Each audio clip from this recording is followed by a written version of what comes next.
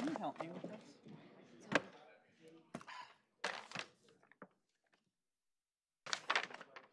Wait, how come the public hearing is before the study session? This thing where you get into those. That's a technical term, thingamajiggers. It's supposed to go right on the 3 to 3. Eating right now. I know, we could be eating right now. That's to the mayor. I'm gonna starve. I need to ask him. Gara, does this okay? Out. Wait a Okay. minute. Is there's, oh, join. I'm looking at yours. Wait, yours is, Okay. oh. Look on at the this, bottom. request to speak button, woohoo. No, I'm not. Yours on. No, I'm not. Screen is on. Okay. Okay, just doing that.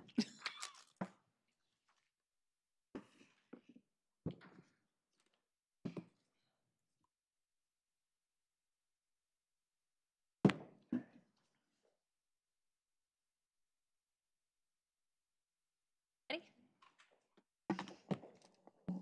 Brian to sit down.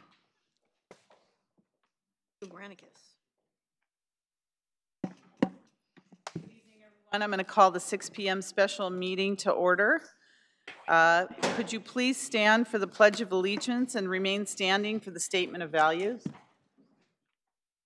I pledge allegiance to the flag of the United States of America and to the republic for which it stands, one nation, under God, indivisible, with liberty and justice for all. As we gather, we humbly seek blessings upon this meeting. May we act with strength, courage, and will to perform our obligations and duties to our people with justice to all. Let us seek wisdom so we may act in the best interests of our people, neighbors, and country. All this we ask so we may serve our country and community with fairness and respect, putting their needs before all. Thank you. Please be seated.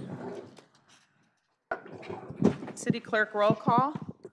Councilmember Mahan, Here. Caserta, Here. O'Neill, Here. Davis, Here. Watanabe, Kolstadt, Here. and Mayor Gilmore. Here. And Mayor, may I please read the AB 23 announcement that members of the Santa Clara Stadium Authority are entitled to receive $30 for each attended meeting, and then also the Statement of Behavioral Standards. The City of Santa Clara has adopted a code of ethics and values and behavioral standards for public meetings to promote and maintain the highest levels of conduct. This includes mutual respect, robust discussion, and allowing city business to be done in an efficient and consistent manner. Please note that as the presiding officer, the mayor's direction in matters of process and decorum should be followed, and that use of the gavel indicates all conversations must conclude and everyone in attendance should come to order and attention. Welcome, and thank you for your participation. Thank you very much. So next we have reports of action taken in closed session. Stadium Authority Attorney. The board took no reportable action in closed session. Okay, thank you. Next, we have public presentations. Do we have any cards on public presentations? If any member of the public would like to speak, please come forward. Good evening. Good evening. We have an ongoing situation that the public comes forward and asks questions and continues to not get responses. I asked a question over 2 weeks ago and still have not got an answer to who attended the Stadium Authority meetings, and we are past the requirement of when I should have been provided those answers. Not even got an answer of how to get the answers. So I would like to see an action plan on how we get the answers, or deliverable list, or whatever fancy ribbon you want to wrap around it, but what's happening sucks. Secondly, when we have a study session, I think we need to have them be interactive study sessions.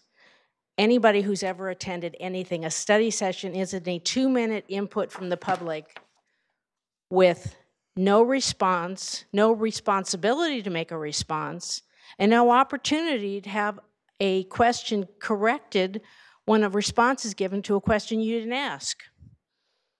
So I would like to officially see how that gets solved. So when you have a study session, again, it needs to be interactive, or we need to create some kind of a study session that really is a study session, and stop pretending that they're study sessions. They're not study sessions. For example, if you have a budget study session, where is the public allowed to make input to that process? Because it is the public that everybody in this room that gets a paycheck from the city of Santa Clara works for. And seeing we don't see the paperwork before or slightly before these meetings occur, or at all before the meetings occur, and barely after they occur, how do we get that information in a timely manner? And how do we get that information corrected if it's wrong? And how do we provide input to that information? It's very, very frustrating to ask questions and get no answers. If you answered questions, you wouldn't have the frustration of having me or anyone else up here continually asking those questions. So I would really respectfully ask that we get those. And additionally, I hope that everything we're finally doing, we add as our mantra for the entire city and everything we do, the words accountability and consequences. And anything we put in place needs to have measurable and enforceable accountability and consequences, because too much we put forward is absolutely nothing but hot air. And we need to stop blowing hot air up somebody's skirt and start having it mean something. Thank you. Thank you. I asked the clerk, when did all of the backup documentation and the Stadium Authority agenda, when did that go out online with all the backup material? I will pull up the exact time, but it was posted on Friday afternoon. Okay. All right, thank you. All right, is there any other member of the public wanting to speak on this issue? All right, seeing none, then we're going to go into our item 1A, which is adoption of the Stadium Authority governance principles. So as we start this budget deliberation process with respect to the Stadium Authority, we wanted to take a step back and look first at what policies were in place, and obviously we acknowledge that there were no policies in place with respect to how we manage the Stadium Authority. The fundamental start for us, any public entity is to, one, look at its governance. And so we wanted to set a goal of establishing a policy manual to document policies based on executed agreements. So tonight you'll hear us going back to the agreement provisions as well as reviewing the requirements in the agreements and how the budget documents respond accordingly. But for purposes of your first action, we have prepared a governance principles policy for the board to consider that we think reflects your values for administering the business of the Santa Clara Stadium Authority. The goal is to provide transparency and predictability of how the Stadium Authority will issue actions, as well as establish clarity with how agreements will be implemented and actions taken by staff. So if you look at the policy itself, I just want to call out one correction. In the third paragraph in the policy, it says the above governance principles. It should read the below governance principles. So if you adopt this governance policy, we will make that change. But the governance principles are leading the organization. We wanted to be sure that clear and front and center was that our goal is to achieve the purpose for which this public entity was created, exercising oversight with respect to any legal, regulatory, or management controls that provide the appropriate oversight of this public entity, as well as transparency and accountability. This development of a proposed policy manual of how we will conduct the Stadium Authority's business is obviously a step towards greater transparency and accountability, as well as effectiveness, so that we clearly outline duties, roles, and responsibilities, and integrity, ensuring that there are no conflicts of interest, and when they are, that we disclose them accordingly. So here we offered the Stadium Authority Board in its role as overseeing various agreements, contracts with the 49er Stadium Management Company for non-NFL events and the 49er Stadium Company for NFL events, ensures the payment of debt obligations, responds to residents and stakeholders' interests, as well as approves an annual budget. Our recommendation is that you adopt the Stadium Authority governing principles as proposed, or if you have changes, to allow for us to hear those changes and record them in a governing document. And if these principles are approved, they would be established as the pillars for the board to adopt additional board actions and policies. And we will continue with developing these policies and bringing them forward to the Stadium Authority for future consideration, as we do with our next item, presenting first and foremost a budget policy for the board to consider. We can take any questions. I just have, Mayor, sorry. Keep turning this light thing on. I'm confused with Granicus. There, Yeah, thank you. You're gonna call me, aren't you? I don't know, your Okay. name's not on here. Oh, Jennifer. I can call her. Yes. Oh, you can call me? You're the one. Thank you. Thanks. Speaking to my microphone. Okay. So City Manager, sorry, Stadium Authority Manager. So I guess my question is, when it comes to this policy, do we need to put anything in here that says that if we need to go back to it for reviewing, is there a timeline in here or something that says, you understand what I'm saying? I mean, is there a way to go back to this if we need to? Yes, in fact, any time, just like with the council manual policy, you want to make changes or amendments, you can direct me to bring back amendments or to have that discussion. So it will be a very dynamic, fluid document, but there will be transparencies around how the board will act as well as how staff will implement those recommendations. Okay, that was just my question. Thank you.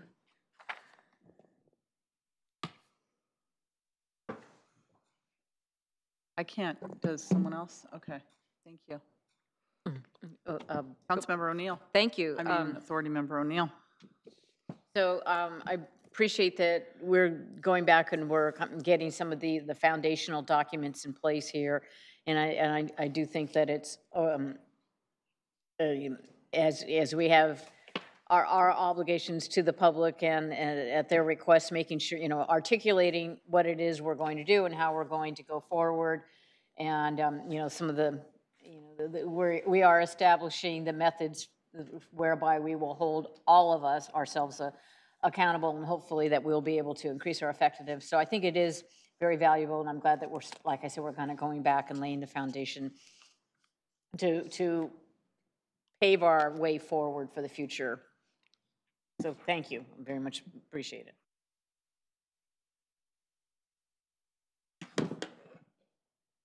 Stadium Authority, Watanabe. Thank you, City Clerk. I just want to reiterate, I think it's wonderful that that we're putting this policy in place, this policy manual in place, that it's something that, we can all follow. And it's also giving the community, it's the ability, we're going to be able to share information. I mean, the community was just as much a part of, the stadium, and by having a policy manual, that they can, just, see what's going on. I think that's really important. So thank you for putting all this together. Yeah. Okay. We have to wait till Jennifer gets back. Mine's having a glitch. Excuse me, Executive Director, is this up online? Yes, everything has been published to the Granicus system. It's all attached. It's There's all all the attached. attachments It's all there online. for all of these items. Are you I'm talking, sorry. when you say It is, this, it is included in the Granicus packet. However, on the separate Stadium Authority website Right. page, we will begin publishing, if there is approval of this, the policy manual and populating that as you take action. great. So it'll be on the homepage of Yes. the Stadium Yes. Authority, right? Thank you. That's where it belongs. I don't have any others, I can't tell if anybody's speaking or wanting to speak. Authority Member O'Neill. Okay, so I would like to make a motion that we adopt these governance principles for the Stadium Authority. Second. Okay, a motion and second. Any public input into this? Please come forward.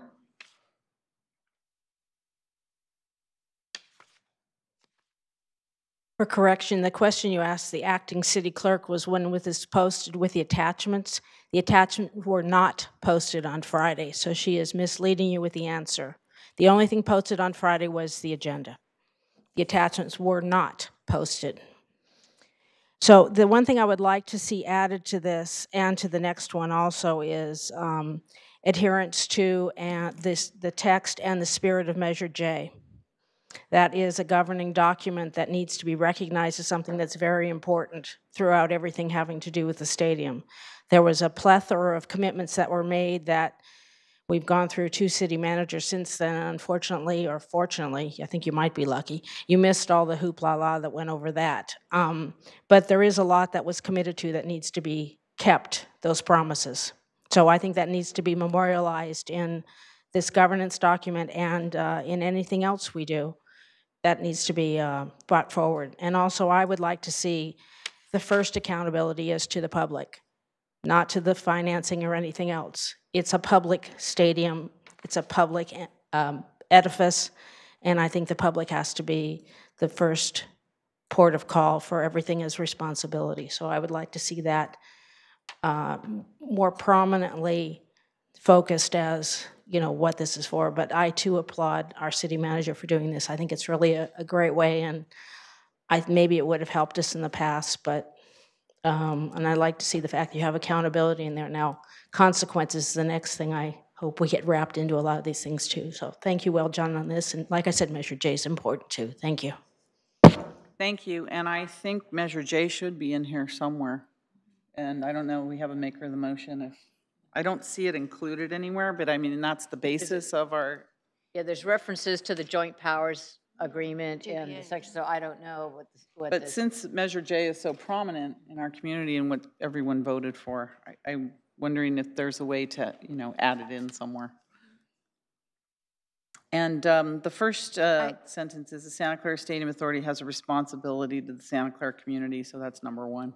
I think that takes care of that. We could find a way to reference Measure J in the first sentence, and I just want to acknowledge that it's already referenced in the budget policy that you'll consider next. Okay, I saw it in there, but I think it's good to put it in here So somewhere. if we can tuck it somewhere. in the first Well, in sentence the so leading it or- comes out. leading the organization, its purpose at acting in accordance with the terms of the joint exercise of powers agreement and Measure J or something, Yes. or the citing the section of the city code, or. I think Measure J is what people understand, right? We Or will however add you it to the identify it. first We'll- paragraph. We'll of double it. cite it. We'll say in accordance with Measure J, and then we'll give the chapter of the city code where people can find it.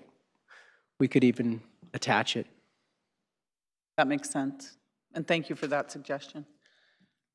Okay, so I'll change my motion to mean that we adopt these principles with the added reference to Measure J as one of the guiding principles or guiding documents, however you want to put it. Is that okay with the second? I think Authority Member Caserta. Okay. Chairperson, if I may just state for the record that the agenda packet was posted at 3:34 p.m. on Friday, March 9th, including all of the attachments. Thank you. All right. Is there any other comments? How are we to vote? On the old Oh, your buttons. vote's not working? No, Oh, I thought you said we were, Mine isn't working. mine's not coming up.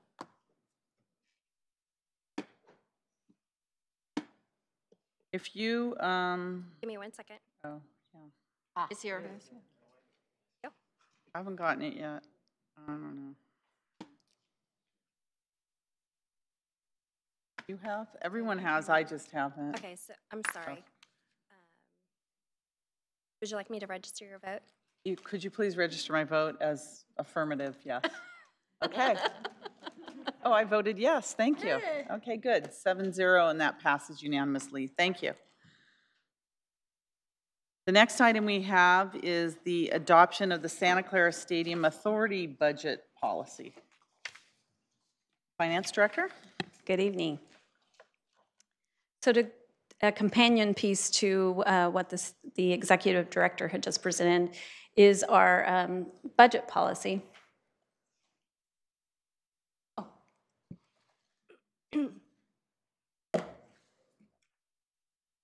Okay. It's not working.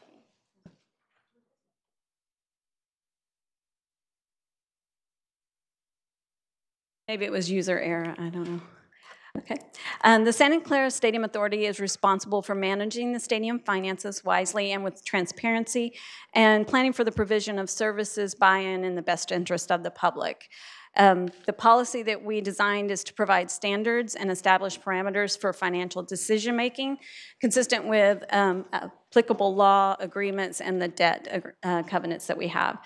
This policy also incorporates several recommendations made by Harvey Rosen Associates, such as accrual budgeting and budget amendment approval by the board. So it gives us a foundation where we actually have something instructing us to follow these different procedures. So it's a written document that we can go back to. The policy is made up of 3 sections. We have the objectives, which guides and plans the strategic activities. We have the policy statements, which is the basis for creating the policy and evaluating performance.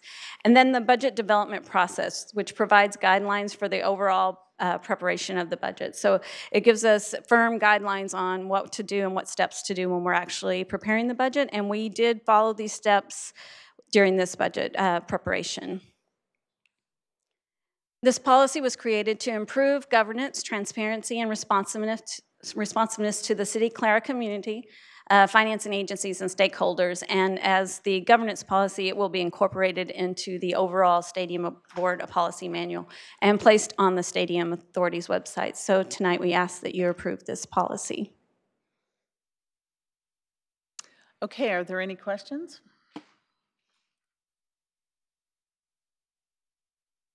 Authority Member Watanabe. Thank you, City Clerk. I just wanted to point out that it was in this document where there was reference made to including under item B, budget policy statements, number 3, that it specifically says the Stadium Authority budget will comply with all local, including Measure J, state and federal legal requirements. So I was very happy to see that included and I knew I saw it somewhere. So yep, that's where it is. So thank you very much for including that in the document. Okay, any other questions? No other speakers? Thank you. No other questions? Any member of the public?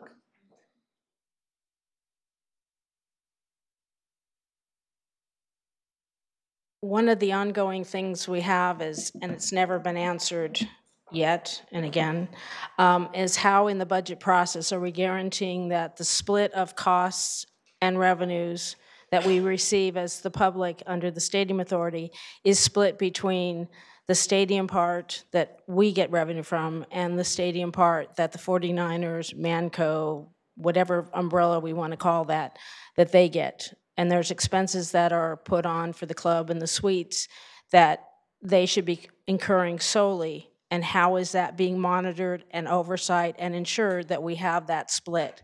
And I would perhaps say 50-50, but how do we know that that's actually in fact true? Because I would say that if someone is paying for what they do for some of these suites, they should be pretty well pampered. And for some of the meeting rooms, they should be very well pampered. I want to make sure that we as Stadium Authority aren't paying for any share of those costs. So I would like to see this budget policy also address that in some way to say as part of that policy, they are also continuing to look at that split of revenue, that split of costs to make sure we are getting our fair, not paying anything but what we're responsible for. I hope that makes sense. And I will show Jennifer, the acting city clerk, what was posted, and it did not have the attachments at all. And I will show you what was posted because there must be a severe problem with our system because what was posted to the public did not have attachments. So there's a problem we need to fix. Thank you. Thank you. Any other member of the public? Maybe I can ask Finance Director or the Executive Director about the shared expenses and revenues. How are we going to look at that going forward? Because I know we have not seen those in the past.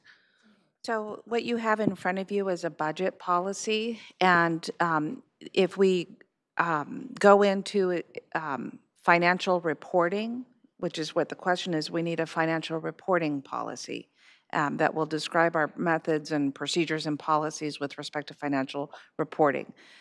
So This is not the appropriate policy to include that language, although it is probably a good next step with respect to where we go with our financial policies so that we can bring forward and have you make decisions. Your question, we have expenditure, 50-50 shares, right? And we've talked about access and possession of documents with respect to being able to then validate financial reporting. You also have your CAFR, and you have third-party independent financial audits that have provided reports to the board, for which the board has reported. But we are very much in process of establishing our office at the stadium and working with higher levels of transaction on data as you just requested. Right, and I think most of it is the shared revenues and expenses and the transparency on that. And for the public, I know there's been a lot of discussion over the last couple of years about that. So that's what we're looking for. And if that's the next step in terms of the financial reporting policy, I think that's get this one going, and then we're definitely moving in the right direction. Anyone else on board? Any other proposed changes, acceptance? Is there a motion? Want to make a motion? No, yeah, I wanted to make a motion. So I hit this? Hit make a motion. No, I hit with the speaker. Okay. Can't speak motion. Thank you. Okay, so I'd like to make a motion to adopt the Santa Clara Stadium Authority budget policy. Second. Okay, there's a motion and second. Are there any lights for discussion, Jennifer? Nope. All right. Then please register your vote. And Jennifer, if you please register a yes vote for me. Appreciate it. Thank you, and that motion passes unanimously. Thank you.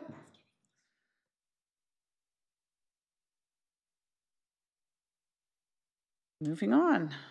Next, we have the discussion of the draft marketing and business plan for Levi Stadium non-NFL events. Perfect. We have the PowerPoint up. So I wanted to start with section 410 of your management agreement, which provides for the requirement of the marketing plan, setting forth in reasonable detail the stadium manager's plans to develop, implement, and monitor marketing, booking, advertising, and promotion of non-NFL events, and the requirement of mutually agreed upon between the stadium manager and the stadium authority. So with respect to establishing the authority for which we're here tonight, as well as the standard for which we're reviewing the document, I just wanted to put that forward. There is a reasonable, detailed standard of which the board has acted on. Our goal tonight is to present the content of a revised marketing plan and to receive board input for purposes of future refinement to meet the standard of reasonable detail. And so if there are concerns or issues or inquiries, what we'd like to do is take those comments in, come back to you for the 27th, show how they've been addressed, or reconcile with the board in terms of where there might be issues or future action.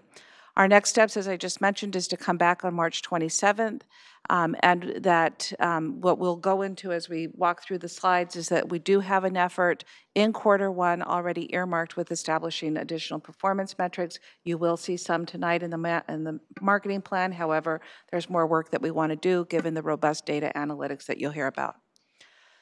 So key points is, obviously, this is a dynamic document. It's dependent on market forces with respect to availability of events and those that there's capacity to target or interest. We think that a plan should be flexible enough for MANCO to act on opportunities as they arise. They'll reflect on that in terms of how they want to take advantage of that flexibility and opportunities. SCSA and MANCO's relationship continues to evolve. We have been focused on a collaborative working relationship, which I hope reflects in the change standard of the work that we presented to you this evening. Some policies obviously still need to be stabilized that will further guide marketing strategies. For instance, upon the completion of the community engagement efforts, you'll have a new set of data and information for which to inform future policymaking, which may be reflected in business practices with respect to the marketing plan. We want to acknowledge the Harvey Rose audit recommendation, where there was a finding that we needed to focus or have focused more on developing, implementing, and monitoring marketing, booking, advertising, and promotion, as well as to have a further look at marketing plans that have more detail, and we'll present some detail that we've had the opportunity to inform in the marketing plan. With respect to the audit recommendation, we feel that the details are actionable. There are opportunities to improve as business and articulate some, where we are able to articulate where there are some strategic efforts. It defines 2 types of non-NFL events, major and special, as well as the strategies for attracting each or recruiting new events. It outlines 3 changes to the venue. There's additional resources proposed, leveraging existing analytics, as well as the action that the board recently took on the new concessionaire and its partners. It also details efforts for competitive market research, strategic creative bidding, and advertising promotions during non-NFL events. As I mentioned earlier, there is additional effort, which we have agreed on, that we will work in Q1 on additional key performance metrics and bring back a status report of where we're at in Q2. So from our perspective, we have a work plan in place that is mutually agreed upon where there might be areas to improve and better respond to the audit recommendation. So with that, I want to invite the stadium manager up, Jim Mercurio, to finish the marketing and present the plan. Thank you. The marketing plan presentation. Excuse me. Do you want to use this? It seems like it's working better. Thank you. Good evening. Good evening, everybody. Jim Mercurio, Vice President of Stadium Operations and General Manager at Levi Stadium, here to talk a little bit about the 2018 marketing and business plan as we put together. I thought it was important that we go through the 2017 review a little bit, talk about special events, and then kind of wrap it up with major events, and then kind of talk a little bit about an executive summary. We host a variety of high-impact events that consistently generate high client satisfaction ratings. We know that from all of our surveys that we do in and out of every event that we take place at Levi Stadium. Key areas on focus are building the Levi Stadium brand. You'll see a new branding opportunities that we took, some new logos that we felt were critical to the new business plans that we're pushing forward. Branding, building activities, including the creation, again, of that new revamped marketing assets, that new logo, and hosting in-marketing events. We leverage high historical event data along with some of the social channels that we seem to find as being very successful in our approach with the marketing plan and improving our guest experience. So in 2017, the overview of 12 major events, over 100 plus special events with over 450,000 total attendees and over $48 million in gross revenue. We hosted over 370,000 here in special events alone, executing 100 of those events with 98%. So what we do after every single special event is we reach out to those clients, talk to us a little bit about what their experience was, what we can do better, and those surveys are coming back with 98% client satisfaction rating. Some of the key wins and strengths, we talk about high client satisfaction. We got strong partnerships where we're collaborating with existing partners, including Live Nation, Soccer United Marketing, and Pac-12, for example, with strong relationship with local civil leaders that have led successful hosting of world-renowned events. If you can remember WWE, you got Super Bowl, you got others that are also here pending. Additional analytic tools. One of the things that we really are leaning on is our analytics team, which give us these data points that we can kind of go back and discuss what we can do better and understanding what clients really want in some of these events. So that segmented analysis has really helped us to be strategically poignant. Actionable opportunities, we look at specializing our sales and planning resources. We're looking at some additional strengths and weaknesses among staff, best allocated to resource in sales and planning, and helping us execute some of those events. Improving who, how, and when we target these new existing clients by deploying various types of marketing assets. And we talk about them in that plan that we provided to you, whether it's using more traditional marketing assets or now in our new wave and age with Facebook and LinkedIn and Instagram, using those tests as possible opportunities for us. And then we looked at key performance indicators that will work collaboratively with your team and the executive director's staff of SCSA staff. Then we looked at growing the brand by establishing a digital media footprint. Social media has been a very successful opportunity for us especially in special events when we're looking at people wanting to book the building. We had a couple where they booked the entire stadium, which was quite nice. Holiday parties, for example. Some of the special events that we talked about, we're looking at adding an additional sales representative and a department coordinator within sales and planning, which kind of helps us increase the marketing support. We looked at analytical tools, improving and prioritizing strategic event types. Some are better than others. We're looking at Levi Stadium has really become a hub for soccer, right? We've done about 11 major events in 4 years, which is pretty amazing. So that doesn't just happen. It helps with our marketing strategies. And then thank you again for your efforts last month with respect to the concessionaire. We heard you. We felt it. Our customers felt it. I don't want to kick the other guys down while they're down, but it was an opportunity for us to make a change that was much well needed. And I think what you'll find and what we'll look to is having our new partner, Levy, work with marketing the event and special event operations too. I think there'll be some good opportunities for us to collaborate there. They've already reached out to Mission College and Santa Clara, if you haven't heard, to connect a strong bond there. So I was real happy with them real quickly. Looking at 2018, some of the key initiatives: amplifying the venue's brand in the marketplace, leveraging historical event data, improving marketing channels, and then engaging in local industry relevant partners to grow those relationships, as I just discussed with Santa Clara University and maybe Mission College as well. Go-to-market strategies, amplifying that brand means launching that new logo. And we had some pretty good feedback from your team and staff. Creating engaging marketing materials with that strong media presence allows us to actively promote and advertise special events as well during 49er events, right? You've got a captive audience of 65, 70,000 people for 10 events. It's a good opportunity to get those folks to know that they've got other uses for the stadium, which benefits you quite a bit.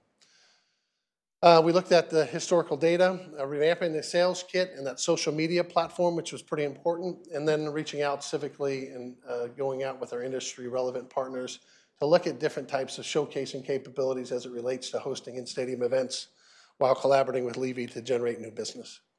This timeline here, it just kind of gives us an understanding of where some of those events are taking place within the calendar year. It doesn't mean that it's always going to be like this, but this is where we've kind of seen some of those events. And you'll see a lot take place in between October and December. I think December is probably the biggest months for the crew, where you're doing a whole bunch of holiday parties, in some cases 9 a day.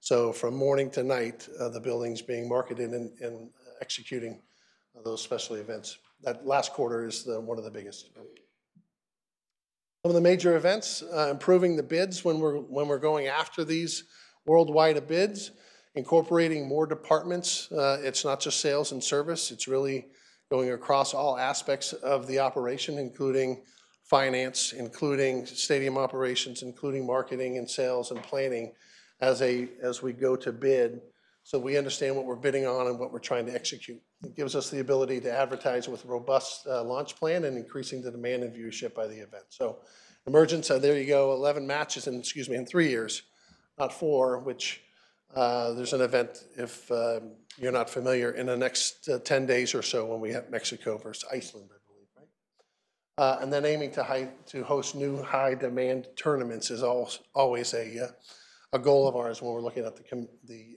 soccer community. Again, key initiatives, leveraging historical financials and ticketing data. What you'll see there is some of the dynamic pricing that we're using is certainly helpful in your market, allowing us to be able to be smart about how we price the event, how we price those tickets, and that demand allows us to strengthen our partnerships. And then source new events and relationships as we grow that event profile and pipeline. Introducing dynamic pricing to capitalize on increased demand, offering group experiences to add revenue enhancement to the guest experiences. Those soccer events are a real key indicator how strong that we are with that regard. And then sourcing new events, conducting comprehensive marketing research to identify other teams and leagues and organizations that we can work with to bid strategically as we continue to promote major events, not only at non-NFL events, but during our games. So with that, we look forward to embarking on the next chapter, working collaboratively with the SCSA staff and team. I think we've shown that there's been a great effort to move forward with our new concession partner and as we move forward with this new plan. I'm here to take any questions that you have, but I think this goes to you, right? So in conclusion, as you look at the draft marketing plan that we will present to the board on March 27th, we think that with the one acknowledgement that I think we've made a big leap of improvement since former slide deck presentations. We think it meets reasonably the standards for reporting a plan as required in the agreements. It identifies clearly where more work needs to be done and where is required, and as well targets the completion date for that work. It includes key elements of marketing and a business plan, such as strategies, targeted events, and how to become more attractive as a venue. It includes basic data to monitor going forward, year-to-year changes. It also sets a foundation for tracking events activity over time. We mentioned the KPIs and the data analytics that we want to bring back for a report in Q2. And we look forward to board input that should be considered to the final plan, as well as additional discussion as we progress to next year. Okay, I can see the speakers now. So I have Authority Member Caserta, O'Neill, and then Davis. Mr. McCure, I had a question. Jimmy G, you know you've made it when you just have to say that. And you won 5 games in a row last year after being 1-10. Are you seeing uptick in sales and interest again as the team's becoming relevant? Well, let me start by saying I used to think I was the most important Jimmy in the office in the building. I'm no longer. Not at all. Okay with that, for sure. I think even prior to that, with respect to what we're doing on the 49ers side, I think we saw when we made some changes with our coaching staff and our GM we saw a little bit of an uptick. They're certainly seeing that with our entire team, but he certainly hasn't hurt, yes. And so what you'll see today in the budget is there is, with the SBL side, we anticipate that there'll be a larger uptick. And then you mentioned that we're getting traction on football, meaning soccer. Can you clarify why that is? And do we see that as a precedent of, capturing some more college football, et cetera? Well, I think there's a number of reasons for it. One, we do market that. We know that this is a region that is very soccer friendly. Soccer is a predominantly played sport in Santa Clara, and this region in the South Bay is certainly popular. I think the people we're going after, the teams we're going after, and the flexibility of being able to bring in and promote some of these events, people want to see them. And so anytime we can have the opportunity to book those events, we try to. So I think it's a testament of not only our marketing and strategies and sales efforts, it's a market that is craving that sort of an event. So it's a nice marriage to be able to go after and provide those sorts of entertainment for our customers here in the South Bay. And we're basically getting the Super Bowl of college football coming to our town soon. That's right. So there should be a huge synergistic effect there, as we've seen in previous years in other places. I think anytime that we can look to promote Levi Stadium and I've said this in the past, as your asset in a positive way, I think it's important for all of us to do that collectively. So anytime we can all work together, it's only going to be beneficial for Levi Stadium in the city. And I think it's a great opportunity to showcase Santa Clara, but also to showcase Levi Stadium. So all of those events that we have in the building help us with the next opportunity of getting other events, whether it's soccer or, as you saw, we just announced a concert in September.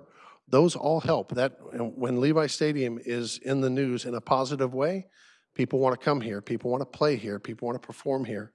And so I think that's all helpful. And again, I just asked that if we can collectively work together on it, I think it's a win-win for everybody. Thank you. All right, Authority Member O'Neill. Thank you. So Mr. Mercurio, thank you for being here tonight. So to kind of piggyback a little bit about what Member Caserta was saying, so with the soccer, like you mentioned, that you do like customer satisfaction surveys. I'm just wondering, do you see a different response from guests who have come to see a soccer game as opposed to who have come to maybe to see a football game or to come to some other event? Are you seeing something in the data that you're getting back that indicates why, that we're kind of buttress why we're being successful there? Yeah, and I think depending, our scores are pretty, they're high. We'd always like to improve. And maybe what we can do at some point in time, show you by event, if you'd like to see that. We can segregate out some of that data. But the surveys we're getting back, and I think I was just looking at this the other day, when we first started, we had 20 or 30, we had 5,000 responses in the first year, I think. And that second year, we were up to 30-something thousand. We were up over 300,000 responses, which is incredible data even for our football games to get those types of responses. But I think what you see, if I was to segregate two things, one, special events, which tend to be smaller events, maybe, a couple hundred to a couple thousand. In some cases, you have a lot more people in it if they buy out the stadium. But the responses we're getting there is upwards in the 98th percentile. On the larger scale events, they're somewhere in the 75 to 80 percentile, which is still terrific. We'd like to see it at least 80% above. But if you'd like, I can try to do some sort of a report and get back to you on the different types of events. But soccer is popular down here. And Levi Stadium is a really good venue for it. And I think what we're seeing is the promoters like it, and it's selling, and we're operating at a high capacity. So I'm real proud about that. Okay, great. So in terms of some of the other sports, I know at one point I had asked a couple of years ago, actually the person who answered the question was one of our attorneys at the time. But I like you talked about other kinds of sports, and I've always thought about cricket because of a lot of the demographics around here. And if you go to Wilson School in Santa Clara and places, you see people that are playing cricket almost every, particularly in the summer months, almost every day the field is used. And I was told that the field wasn't the right size, but I went on Wikipedia and I looked, and it doesn't sound like there's an actual set size for cricket, that it's flexible. So I just have wondered because I listen to BBC and stuff, and they're always talking about cricket and all of that. So are you looking at potentially sports like that? Listen, we'll put almost anything in there if we can, and a testimony to that would be one of the golf events that we put in there. I thought, are you kidding me? We're going to hit golf balls inside this beautiful stadium, and how do I protect against the glass and all these different things? And my initial reaction to that golf event was, I don't think this is a good idea. I quickly did some research around it and changed my tune, and it turned out to be a terrific event. When we looked at cricket early on, to your point, there are some dimensional restrictions, but I think it's kind of like soccer, where you can have FIFA regulations or you can have other different types of fields that could work. Now, would people pay to watch cricket? I'm not quite sure. It's kind of similar to rugby. We looked at rugby a little bit to see if we could bring, what kind of ticket revenue would come from that. It doesn't seem to pencil quite yet, but I certainly wouldn't give up on it if there's a promoter out there that's willing to take the risk on that, for sure. Okay, great. So my final question is, you've mentioned it looks like there's going to be, I know a lot of work has gotten to get us from our staff and from your staff.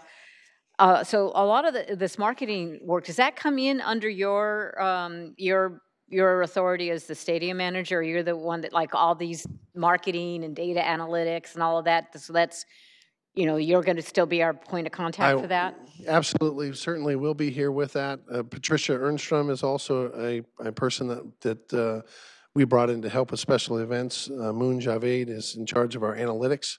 But for the most part, I think I'll be the main point of contact presenting with that. But if there's any other opportunity for me to bring in other folks that can better serve, I'd happy to do that too. But yeah, we're all part of the same team. Okay, great. All right, thank you. For sure. I had to look up the most popular sports in the world. Number 1 is soccer. Number 2 is cricket. That's right. Just- That's right. Just saying. Okay. Next, Authority Member Davis. Mr. Mercurio, so under you had a lot of private parties this year, like Yahoo, our tech companies and whatnot. Is that listed under the special events people? Because we get like a rolled up number. So I didn't know, you had someone to direct market them, to bring them to Levi Yes. Stadium? Is that? That's right. So the Okay. major events would be the soccer, maybe cricket, we'll see. But the buyouts, the stadium buyout for a special event, if there was a LinkedIn event, for example, that would be under your special event up.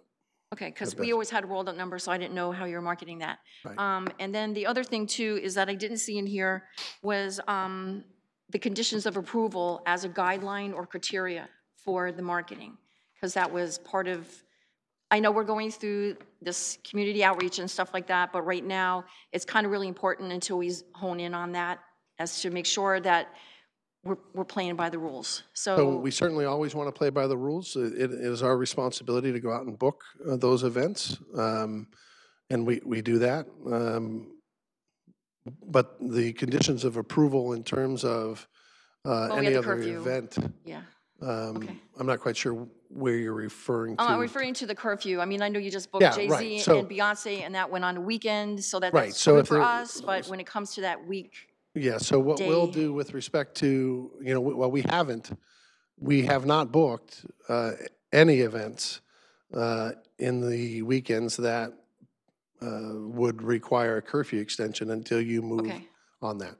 As you can see, we had that last one. I saw your comments, Sunil, regarding it being on a Saturday, which we certainly understand and try to do that. There are opportunities, though, that we are missing. And we don't need to call them out today, but until we go through that process that you guys have directed and wanted to, we may miss a few. It's just what it is. But we are actively not booking anything Until we that go through would the go up process. against it. Yes, ma'am. Okay. Yeah. And then my next thing is, we're trying to build up TOT. We're looking for revenue streams. Yep.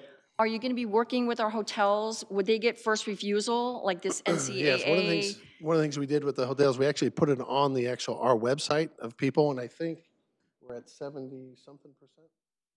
We're at 70-something percent is what they told us with respect to all of our events, so they were pretty happy about that. Now, mind you, everybody would love to be in the 100%, but I think prior to Levi Stadium, they were well in the teens, 20s, 30s percentile. So I think that the bookings have certainly increased. I can tell you that much. I don't want to give you false information about it, but I think that when Craig went to one of the marketing meetings earlier, they talked very much about that. And I thought the number was somebody in the 70 percentile where they were booked for weekends for those events as well.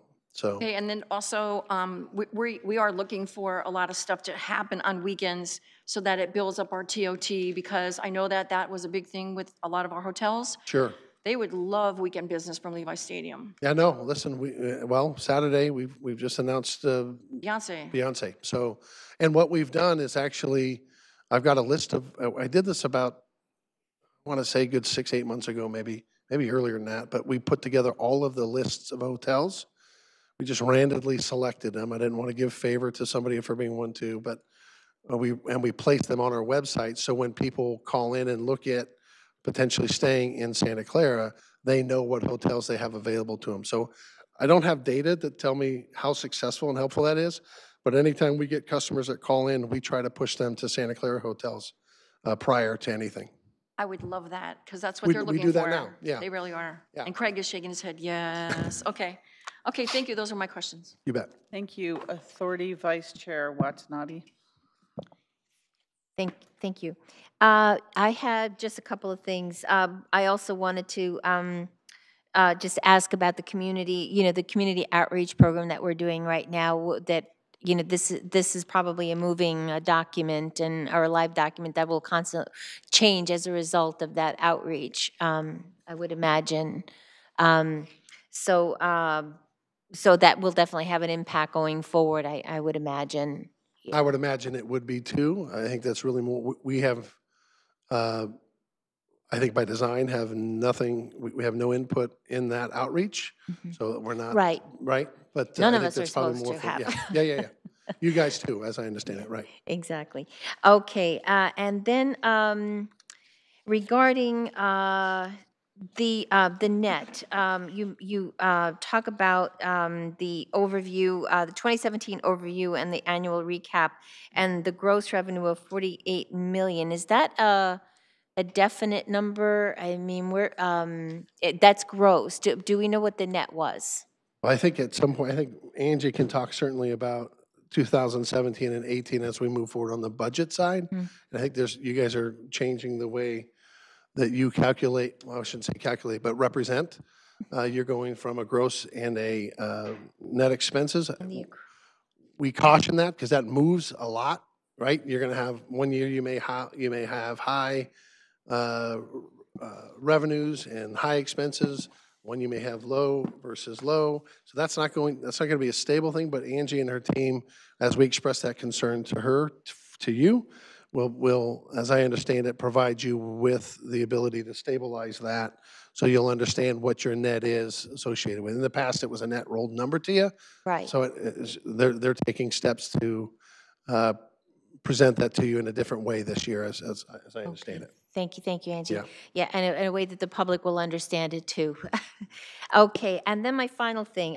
Thank you so much for stating that Levy has reached out to Mission College, and it's Wilcox. It was Wilcox High School that has the hospitality program.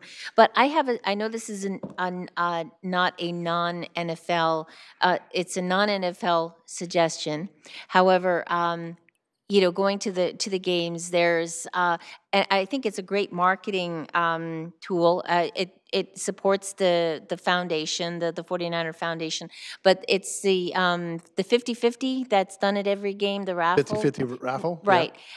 And I think it's wonderful. And I've seen, all the organizations that benefit. It's half of it goes to the foundation, the other half goes to a charitable organization. Right. And one of the games that I attended, there were, I think it was 2 PAL organizations. It was Oakland and I think it was San Jose. And I sat there and I looked at the screen and I thought, Santa Clara has a PAL. Why isn't Santa Clara up there? But and I understand this is a regional stadium, it benefits, a lot of people from all over are enjoying it. But I was just going to suggest if there's some way, we've got a lot of great organizations like, the Schools Foundation, Sister Cities, a lot of different other organizations, Mission City Community Fund, organizations like that could benefit from the 50-50 as well. So if there was some way that we can incorporate more Santa Clara charities, I think that would be wonderful. So I just wanted to suggest that. Appreciate the comments. I'll take that back to our team.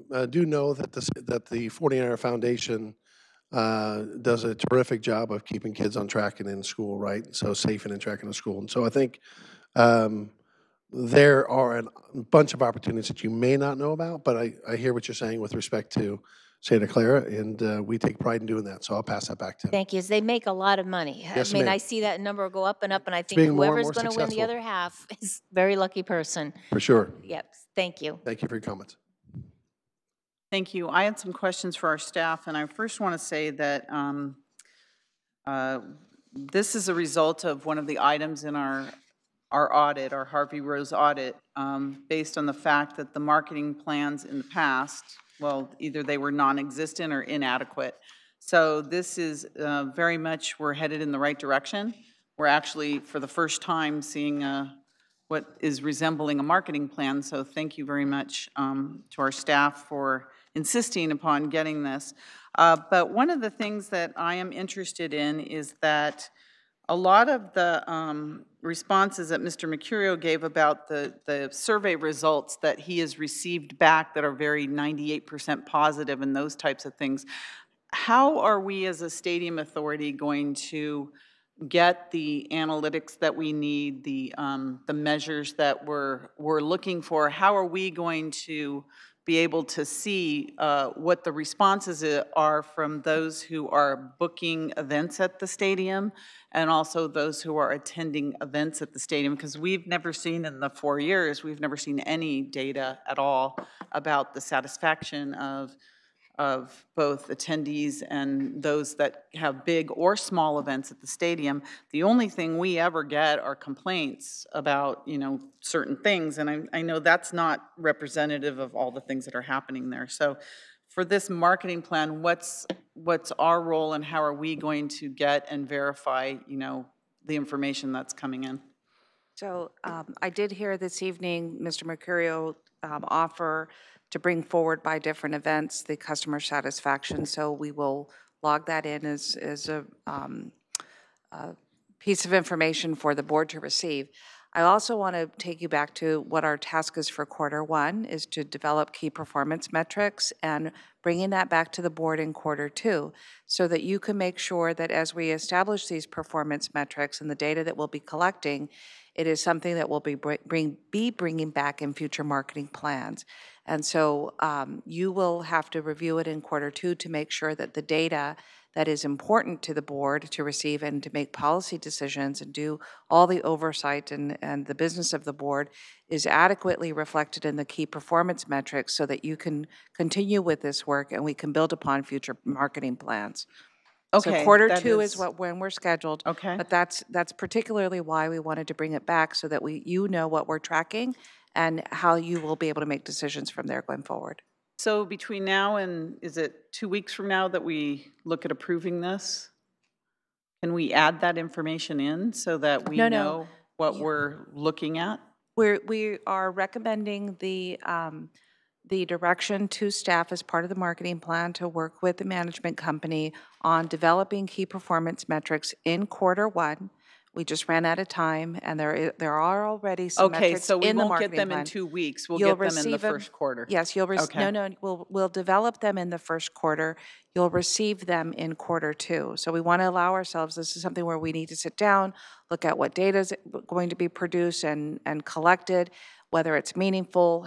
We need some time to put those together. We frankly ran out of time between getting an actual management plan and working together on the elements of it. But we do want to come back in Q2 for the board to review that so that we at least can have a half a year of data collected for the next round of management plan review. And so I just want to remind the public that the fiscal year for the Stadium Authority is April 1st. Yes. Not July 1st, like So the city. Right. We'll be finishing the task by July, and we'll be layering on the city budget on top of that, but we'll come back in the August-September timeframe with a report out on our work. Okay. And so the satisfaction rates of both the clients and attendees will be taken into consideration in terms of... I will check, and I don't want to put him on the spot, but if there is information with customer satisfaction by different events, if it is already available, we may be able to do it as an information note and file at a future Stadium Authority meeting. If not, as part of the March 27th, we'll work with them and see what they have and just make it available. Okay, thank you. And that's all I had. So is there any other, hold on, any other speakers here on the dais? Few speakers. Authority Member Davis, do you have? Ready for a motion. All right. Okay, so I'd like to make a motion to approve the draft marketing business plan for the non-NFL events. Okay, and I need to go to the public. So is there any member of the public who would like to speak? Please come forward on the draft marketing and business plan.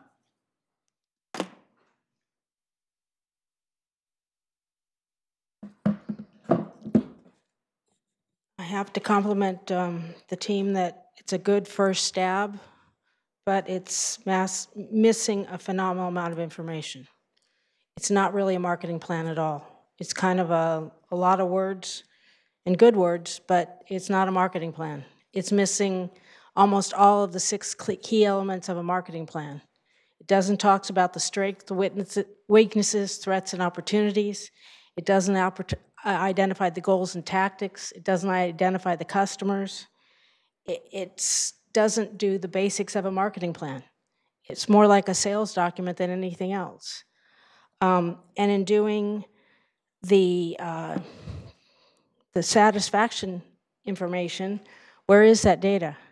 What questions were asked? Who is it asked to? How much rebooking have we had? If they have rebooked, why have they rebooked? If they haven't rebooked, why haven't they rebooked? And who do they ask that question to? This doesn't provide us anything. I wouldn't even check this off the list, I'm sorry, but this is not a marketing plan. It really isn't. And whoever says it is doesn't know marketing. They may know sales, but this isn't a marketing plan. I heard we're rebranding the logo. Well, who be we? It's our stadium. Did we sign off on that? If it's rebranding, we should be doing it. It's our logo. It's our stadium. And I think one of the things that the Stadium Authority has to really get a handle on is dividing when is it ours and when is it the 49ers. For example, the college football thing.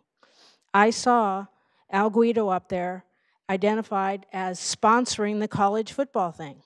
No, he's not. And we have to put an end to this. It's Santa Clara and Levi's that is sponsoring it, not the 49ers. So how do we get this under control? Just because the 49ers are there and lease it for half a year, it's not them sponsoring it. And we need to start doing those lines of delineation. And they're not sponsoring it unless they kicked in a few $1 million, which I haven't seen those numbers either. So we really need to start looking at who's it ours. And when we're doing these contracts, is the executive director signing off these contracts? Does she have enough data to know that that's something we want our names on? I have a real concern about how this is being done and how full circle this whole stadium booking and contracting is being done, and I don't think and this is not a marketing plan that shows how that's being done correctly. Thank you. Thank you. Okay, thanks. Did I miss something? Okay. Thank you for those comments. Anyone else? Okay, there's a motion on the floor and a second. Oh, I'm sorry, this is just a study session. There's no need to approve this. So no note and file or? No, we'll be Okay, bringing no forward. action. We've taken a Thank lot you. of notes. We'll bring You'll it forward take on the March notes. 27th. Thank you very much. To approve anything? I withdraw my motion. Okay, thank you.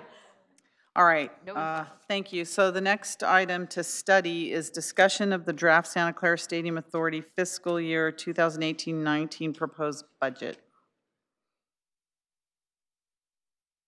I don't know who's, okay. Have it on, excuse me. So this is, I wanted to start again with our management agreement language. I'm referring to sections 4.5 through 4.8, just to make sure that as we look at the budget, the triggers or thresholds that we have to meet. The stadium manager is responsible for preparing the stadium operations and management plan. It's often referred to as the SOMP, each of which shall be presented annually to the Stadium Authority and STADCO for their respective consideration and approval. What comprises the SOMP is on the chart here, and it's the annual shared stadium expense budget or stadium operations budget. You will find that in your packet, and as Angie goes through the presentation, she'll also call it out.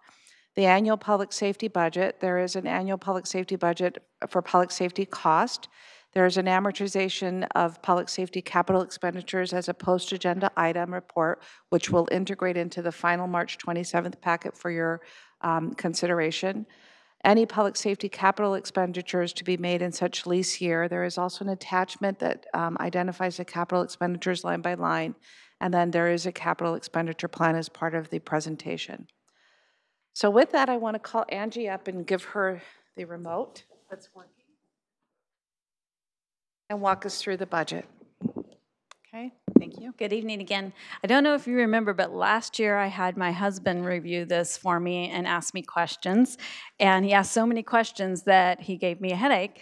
But this year I had a new team, and so I didn't need to have him read it because I had enough questions from them. Because we gave her the headache. And no headache. I didn't say that. So I just wanted to walk you through the steps of what we did for our budget development for the 2018-19 budget.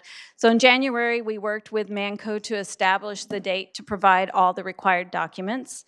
And in February, Manco provided the required documents as outlined in the stadium agreements. And they were, so as part of the stadium operations and management plan, they included the annual shared expense with the 5-year projection, and we incorporated that into our budget document. The annual stadium operations budget, and we also incorporated that. The annual public safety budget, which we provided to you on the dais as material. And then a capital expenditure plan with 5-year projection, and then the non-NFL event marketing plan, which was presented to you this evening. In February, March timeframe, staff analyzed Manco's budget submission, and then tonight we are having our study session to receive the board and public input, and then on March 27th, we will come forward to have the board approve the proposed fiscal year 2017-18 budget. So this is one that I've did last time, but I think it's good for the public to see. The city of Santa Clara owns the land that the stadium is on, and we ground lease the land to the Santa Clara Stadium Authority. The Santa Clara Stadium Authority is the stadium owner, and it leases the stadium to Stadco during the NFL season for 6 months. And then we have Stadco, who leases the stadium to the 49er Football Company. Now, both the Santa Clara Stadium Authority and Stadco are in an agreement with Manco, who receives funding for managing the stadium, with Stadco from August to January, and the Stadium Authority from February to July. The budget is broken out into these different sections. We have the executive director's transmittal letter. We updated the organizational chart to separate the treasurer and auditor functions, and general information. Year-end review, we actually took the information from the third quarter report and put that in the year-end review. We will update that because we'll have some additional information by the time we come forward next meeting on the 27th. We have the operating budget, which is at the accrual basis. And we also did a separate Stadium Authority general and administrative budget. We did have it as a line item last year, but we did a more thorough accounting and showing you where that money is budgeted. And then we have the stadium manager shared expenses in the 5-year forecast, the debt service, and then the capital budget. So one thing that's new, I won't go line by line, but I will show you, as Jim Curio had mentioned, we did break out, and now we're showing the gross NFL net revenue, I think, or I'm sorry, non-NFL event revenue. I think you probably recall in the past it used to be a net number. So we wanted to break that out and show you what the actual revenue was, and we'll have an offsetting expenditure when I get to the expenditure side. So total revenues are estimated at $130.8 million. So on the expense side, here is the non-NFL event expense at the gross amount. And then I just wanted to show you these 3 areas here are what's paid to the city's general fund. We have the senior and youth fees, the ground rent, and performance rent.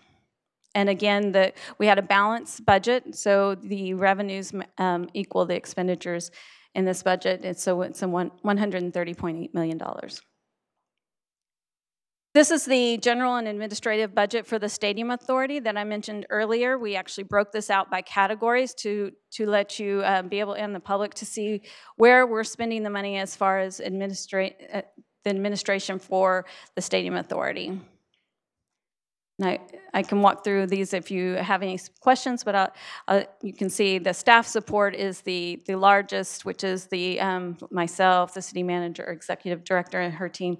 Those are the costs where we charge directly to the stadium. For the Stadium Authority discretionary fund, we have a projected beginning balance of $1.2 million. We're anticipating bringing in a $900,000, and we show the expense as $990,000. And the reason that is not equal, that is because we are having the Mexico-Ireland game is towards the end of the year. We'll get that revenue, but then we wanted to account for the expense. And this is just giving us the spending authority so that we don't have to come back to the council. It's not, or to the board. And then we're projecting that the ending balance will be $1.1 million. And then, as we say here, the discretionary fund has been used to cover NFL public safety costs above the public safety cost threshold in the past, and public safety capital expenses and other items at the Stadium Authority's discretion.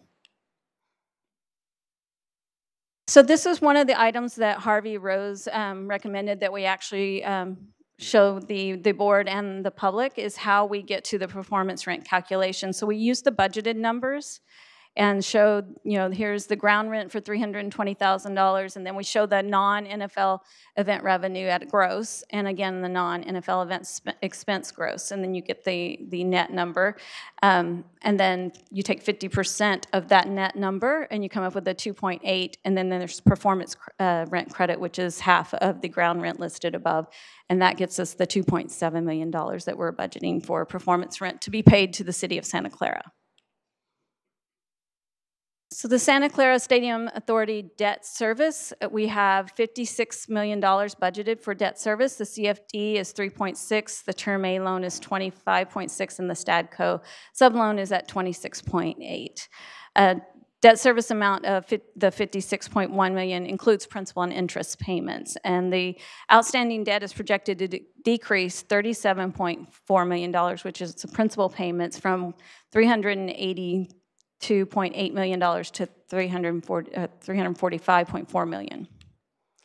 So here I just wanted to show you the high in March 2014. You see that we had $653.4 million in debt, and we're here at March 2018, and we're saying that we're going to have $382.8 million in debt. So that's a really big drop, and that's a really good thing that we're paying this debt down really quickly. On the capital budget, we have $7.9 million budgeted in the capital budget. For stadium improvements, we have $6.2 million. This includes the community room build-out of $630,000, and also includes a public safety budget of $1.8 million, and looks like over $1 million in carry forwards for projects that were ongoing and approved in 17-18. And then we also have the stadium warranty-related construction, and this is the part that's just for the warranty work. It's the remaining amount of the stadium developed construction budget, and that's the $1.7 million, and you have seen that in the quarterly reports. And with that, I'm going to turn it back over to the city, or executive director, and then Jim and I will be at the table to answer any questions. Thank you. So as we conclude this study session presentation, we just wanted to acknowledge that we have worked together to produce a proposed balanced budget. It provides for our debt obligations, the operations of the stadium, the board's strategic initiatives. If you refer to the transmittal letter, they are reflected in there, as well as the page that we walked through earlier, as well as staffing cost, capital investments and expenditures, and the required reserves, which fall under capital operating and discretionary reserves. In our conclusions and for next steps, we want to ensure that the budget is structurally balanced. It does have the required reserves, as I mentioned earlier. It does maintain the debt commitments, identifies anticipated excess revenue that can be used toward debt. I think it's page 23 where it says prepayments. Invest in strategic capital expenditures for public safety and the community room, which is a line item in the capital expenditure attachment, and it earmarks about $630,000 for its build-out. Provides for greater transparency of expenditures, including the SCSA board, and advances implementation of the audit recommendations. Our next steps is, upon your discussion, and if there's inquiries or items that you'd like to ask us for additional detail, we would like to prepare a report, a follow-up report, that it either shows how we reflect them or how we have responded to your inquiries for the March 27th packet, and that's the time that we'll be coming back for your final consideration. Okay, I had a question on the discretionary fund. Since we no longer recognize the cap for public safety, what is that expense for the discretionary fund of the $990,000? Or can you bring that back? If you're So we don't have it designated for anything. We just wanted to have this spending authority because the stadium authority, it is their discretionary fund, so we can use it for things that, such as like how we had to do earlier.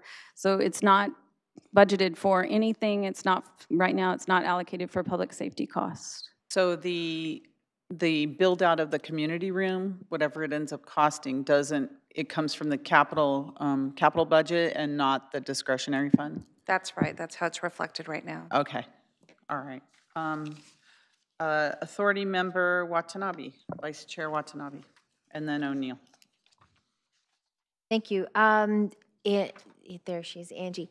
I have a question, and I know this has been asked before, but I'm going to ask it again because I know that, we're in the process of, obtaining documents, that legally belong to the city. But is there a way that we can break down the concerts, the revenue from the concerts? I know it's been asked over and over again.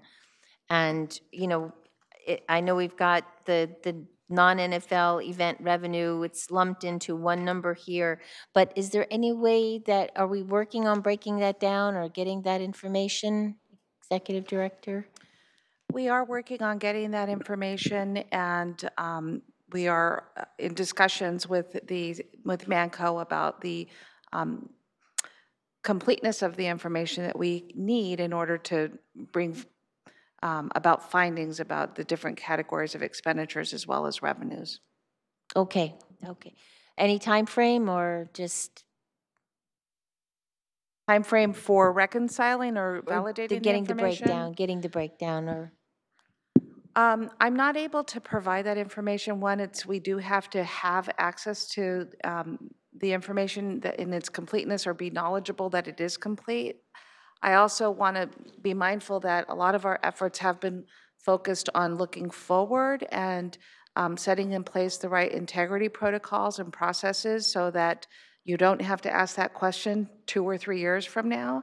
And so it is clearly a function of capacity as well as being able to validate information that we have in our possession. Right, thank you. Right, Authority Member O'Neill. Thank you. So Angie, and I don't know if Jim, or I even see the chief here, he might be able to help. On slide number 15, it talked about the capital budget for public safety. And so that's, just for the public, that's not the cost for our public safety officers, including, police, fire, dispatch to be there. So, and then you mentioned that over the $1 million in carry forwards. I'm just kind of curious, is that like additional like communications equipment? Because it's quite a high number, and it's kind of close to the number that we pay for public safety. So it's just to clarify that. Sure, happy to do that. So a large part of it was approved last year, the $1,000, $1 million, a few more zeros. Really had to do with changeable street signage, a big signage that we put up, remember? Oh, yeah, So, okay. So that was a carryover that we haven't done that yet. So that's the big chunk of it. Okay, so that's under public safety. And the rest of it really had to do, and then there was another carryover for CAD replacement for police and IT. And then additional things such as license plate readers, different vehicles that they need, motor vehicle barriers, additional portable radios for fire, and then some additional communication equipment in the command post for all people that are being able to communicate, hands-free devices, things of that nature, who are responsible for helping us dispatch emergency resources, for example. Okay, so It's all so the equipment signage, based. It's all capital. Okay, so does that mean because I know people have made comments to me about the signs that are kind of like they have like the generators or whatever. I mean, so does that mean we're not going to have like the signs that are moved and put in place? Are these going to be the permanent electric signs? Yeah, so the directing people? The $1 million appropriation was for a structure to be built, which would be in cooperation with Dennis Ng and his team, and putting big message boards, permanent message boards over either Tasman or Great America, for example. And it just hasn't come to fruition yet, which is best. And so we had to carry that forward. Okay, Yeah. okay. So I'm just curious, a license plate readers, is that part of the security plan, or is that like for like parking enforcement? I know a lot of places are using for Without parking. getting, Well, if it's just, it's a security, there is it's a security. security Okay. component to, a public safety component Okay. to that, yes, ma'am. Okay. So the other thing, when I was looking at some of the numbers about the parking and how many, you know, at first I kind of thought, oh, is that one game? Or I guess it's, I was surprised actually that like in the actual budget report, like looking at page number 9, it talks about how many, for NFL and even for the non-NFL, how many like people parked off site. So I guess I thought the numbers would even be higher than they were. And so part of what I wanted to bring up also, a couple of things, maybe this isn't directly budget, but, you know, thinking about like the Genzon, you know, the Kylie project, which is what we always call Yahoo, knowing that within a couple of years, they, you know, we may not be able to park cars there. Like, so kind of like, what's the plan? And also thinking of that, and maybe this plays into the marketing, how can we be better promoting, you know, Capitol Corridor, Amtrak, ACE, whatever, to, you know, looking at, kind of looking holistically at that situation about how do we get guests easily or relatively easily in and out of the stadium complex. Yes, ma'am. I think as you look to the related development, that will tie into the puzzle and the pieces of the puzzle and how that works. We are constantly looking for if we need additional spots. As of now, we are well above what we need in our highest capacity yet, still pushing VTA, light rail, Capitol Corridor, ACE, and those types of options. But as we move forward every single year and working with either of those developments, there are plans in place and agreements in place that allow for additional parking spots to be utilized. Okay, so In the event that there is that's that not a development. real concern. It's not a then. concern at this moment in time, no. Okay, great. All right, that's all I had for now, right now. I Thank you. just want to follow up on the parking issue, and I think we need to look at the conditions of approval for the stadium, because I think they require parking plans every year to be submitted and to be reviewed by our planning director or community development director. So we have to look at that, because I know that the related project's going to supply a certain number of spaces, but certainly not the spaces that, you know, were used by the golf course or that are used by the Yahoo site. And so we want to make sure, as the team improves with the new quarterback, that more people will attend the games, and there's going to be more parking required than have been the last couple years. And that new Stanford alum who's joining the team. We don't want to talk about him, but anyways. We review but- that. You're referring to the transportation management operation plans, essentially. Yeah. We do that on a year basis, and we do a review each and every event to make sure that we have enough spaces in play for each of those events. And that has been submitted as part of. Is that the submitted as part of the with documents each that we've event sent. to the community? It's we- a requirement. So I just want our staff to relook at the requirements of the conditions of development. Walter is confirming that he has reviewed it. I do want to acknowledge that next week you'll be hearing the overview of the City Place project, and at an appropriate time, we can bring forward information just so the board is aware of the master plan for parking in that parking. area as we continue to develop out there. Right, and I think we'll be okay for the next year, but then it's going to start to get a little dicey after that as the projects start to develop in that area and, you know, the loss of parking. So we should really be working on it, looking at it now. All right, Vice Chair Watanabe? Thank you, Mayor. I just, since you're talking about parking, I've brought this up before. I've spoken with the chief, you know, the concern still, you know, about the community and the Rivermark community, the Fairway Glen community, by Catherine Hughes, that area, you know, that those communities are still, you know, protected and looked out for. I know in the last season there was quite a bit more parking. Along Lick Mill Boulevard, for instance, you know, where community members were used to parking and their parking spaces were gone. So, I mean, people are parking outside the stadium. I'm sure they're looking to save money, but at the same time, it's having an impact on certain communities in the area. And, you know, I really don't want to give up on the ability to be able to just work on that and find a solution, you know, to keep the neighborhoods happy. It was a promise that was made to them, and that you know, they wouldn't be impacted. And I am seeing more and more encroachment into the neighborhoods. So we really can't forget that they are impacted. So just want to add that. Thank you. Okay. I don't see any other speakers, so I'm going to go to the public, and I have the first speaker to be Michael O'Halloran. Good evening. Thank you. I have comments and questions that go back to last year's November 14th meeting after the Harvey Rose audit. And it's not to beat a dead horse, but I'd like to have some follow-up and clarification of certain items. And particularly, you know, what was the impact on this year's budget or the new budget, and are they included, whatever the results of those follow-ups were? Prior to the meeting, there was a lot of media coverage saying the 49ers owe the city. And this wasn't just in the local papers, Santa Clara Weekly, or the News Online, Santa Clara News Online, or the San Jose Inside, but it was also in NBC, CBS, San Francisco Chronicle, and the Mercury News.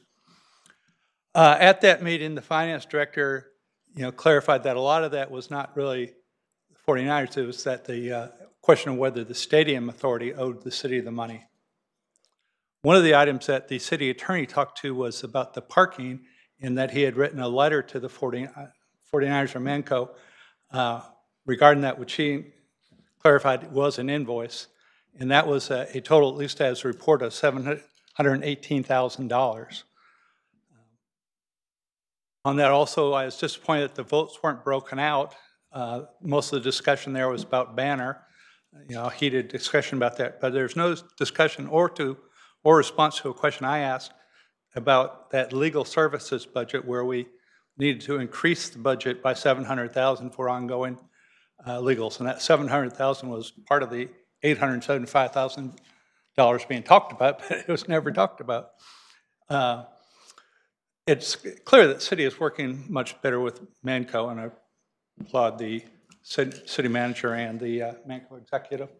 But I have questions that are, one, is that $718,000 settlement or whatever it was, is that included in the budget, either as city revenue or stadium authority expense in this new year's budget? Those legal services are showing as $500,000, which again, last November we increased the prior year's budget by $700,000. So I'm wondering what's happened in that case. Is $500,000 enough in there? And then there's the questions about staff reimbursement, $215,000 versus Harvey Rose's number of $424,000. I don't know if that has been resolved or if that's included in the admin expenses, because I see the admin expenses have gone up in the budget. But I'd like to ask those questions, particularly again about the parking issue, about the legal services, and the staff costs. And one thing I would suggest is we also add as an item to at least make a comment about is the bicycle trail and how that impacts the budget, or is it an issue that's a side issue entirely? Thank you. Thank you very much.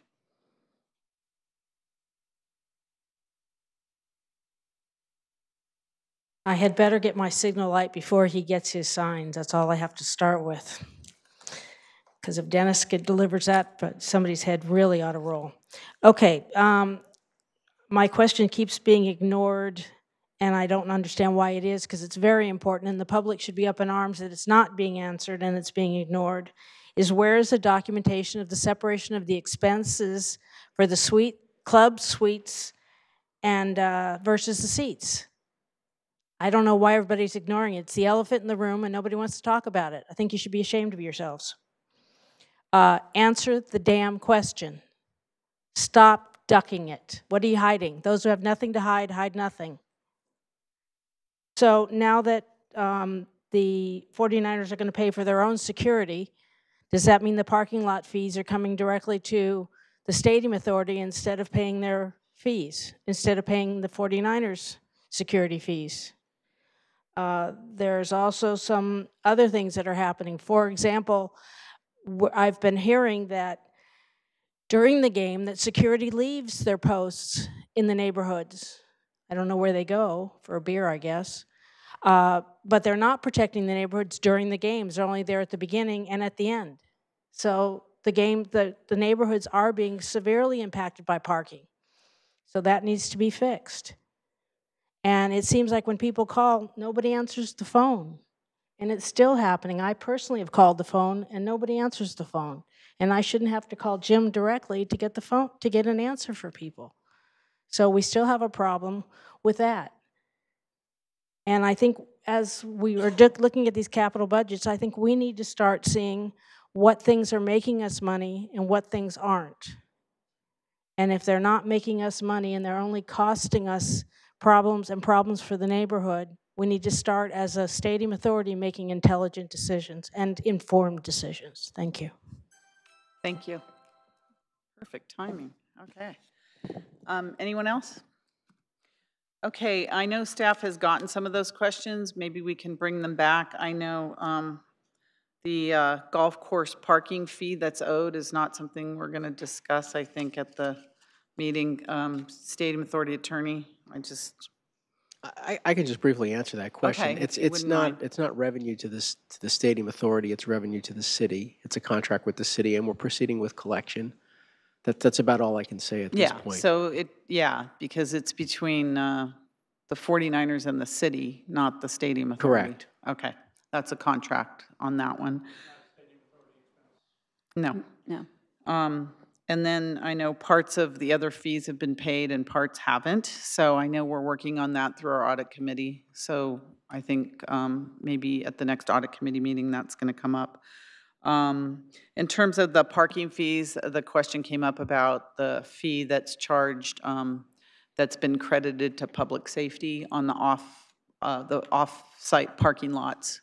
And that if there's no cap, where does that fee fit in? I think it might still be credited to public safety, but I don't know, so that's a question.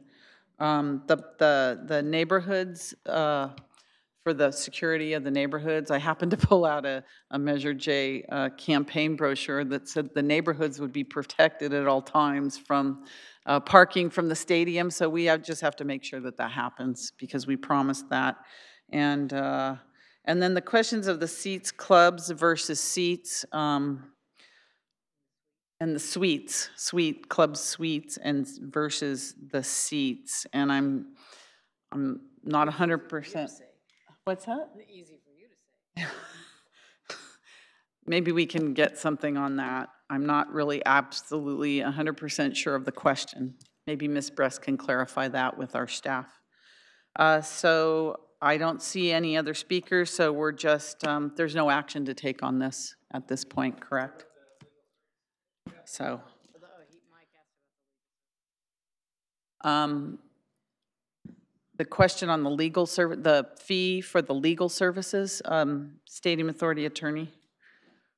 It's not a fee, it's a budget. The budgeted item. For Yeah, the the legal budgeted service. items are what they are. I mean, they're estimates of what our expenditures are going to be for collectively for Stadium Authority legal expenditures. These are outside legal expenditures.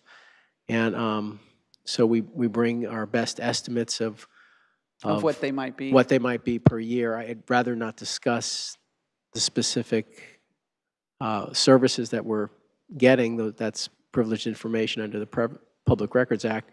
But they did come down for this budgeted year, and that's principally because we've gotten through a lot of the expenditures that we thought we would have last year.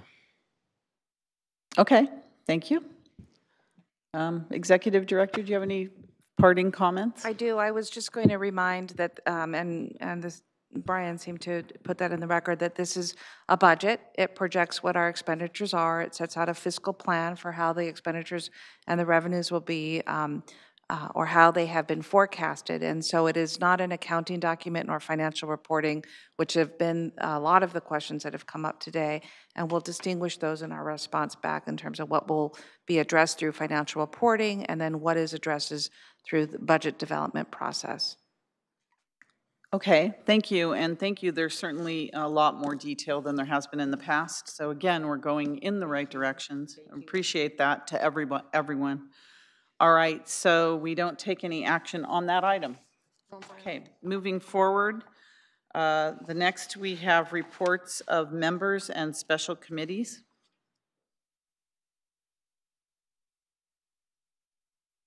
I see no speakers on that. Executive Director report.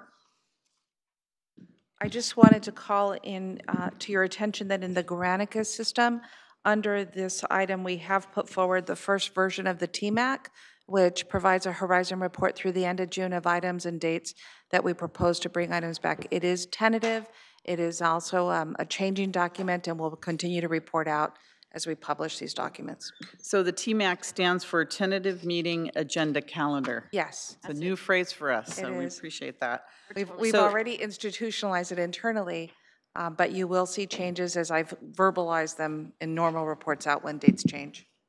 We appreciate that. Do you need an action on that?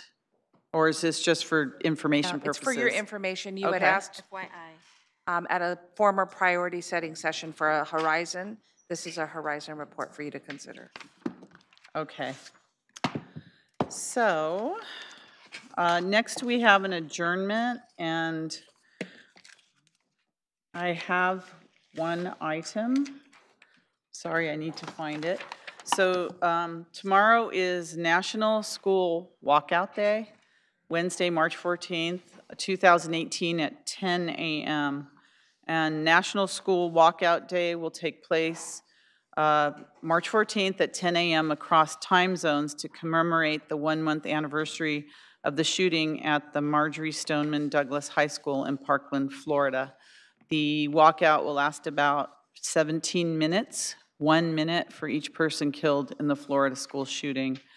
And the organizers of this event have organized this protest to be a call to action for Congress to pass gun control legislation in an effort to keep the schools, streets, homes, and places of worship safe from gun violence. The Santa Clara Unified School District will support students leaving the classroom during the 17 minutes of the walkout, but they encourage all students to stay on campus. So I just wanted to make that announcement. And also, in terms of the adjournment, that we adjourn for the victims of the shooting in Parkland, Florida. We offer our heartfelt condolences to the families and friends of the individuals who lost their lives during the shooting at Marjory Stoneman Douglas High School in Parkland, Florida on February 14th, 2018. Our hearts are with the victims, the injured, and their loved ones. So if we could please have a moment of silence in memory of the individuals who lost their lives during this terrible tragedy.